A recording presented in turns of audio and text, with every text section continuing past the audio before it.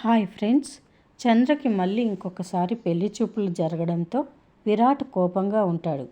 కోపంగా ఉన్న విరాట్ దగ్గరికి మాయ వచ్చి, చంద్ర బాగా డిస్టర్బ్ అయినట్టుంది కదా విరాట్, పాపం వాళ్ళకి తెలియదు కదా మనం నాటకం ఆడుతున్నామని అని మాయ చెప్తూ ఉంటే, విరాట్ మాయను తన ఇంటికి తీసుకురావడానికి వెళ్ళినప్పుడు మాయతో మాట్లాడిన సంభాషణాన్ని గుర్తు చేసుకుంటాడు.